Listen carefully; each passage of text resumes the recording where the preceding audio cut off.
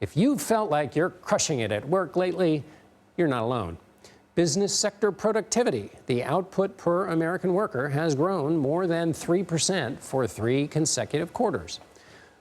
Their 3.9% average is almost double the yearly average from 1947 to 2023.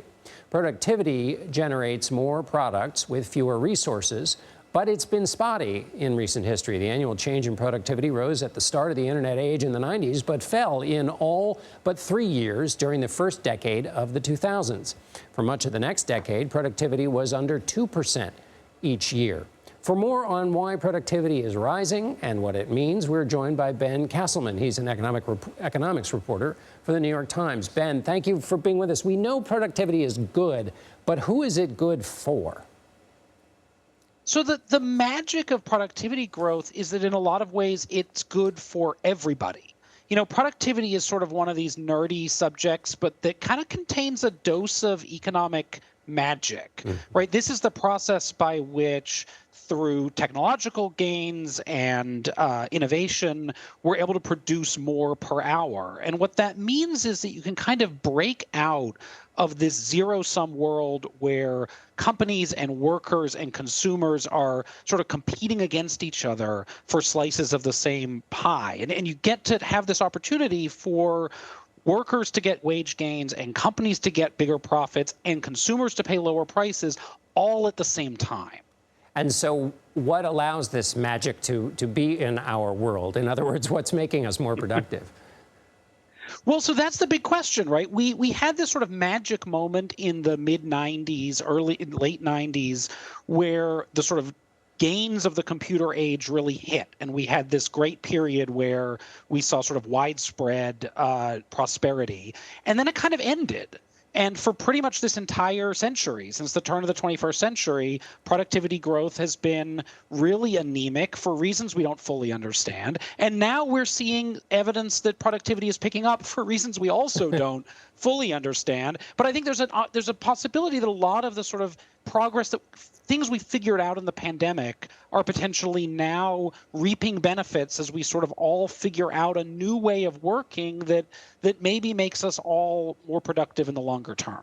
I remember, and check me if I'm wrong here, I remember a period where people thought, well, the United States just isn't going to have that kind of productivity anymore. It's just kind of, that was it. That was a period, you know, in the great periods of American productivity, that was just some other thing. It was never going to come back.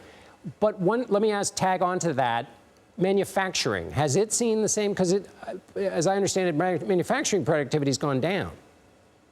Yeah, I mean, manufacturing productivity has been sort of pretty anemic. There's been very little gain over a decade or more.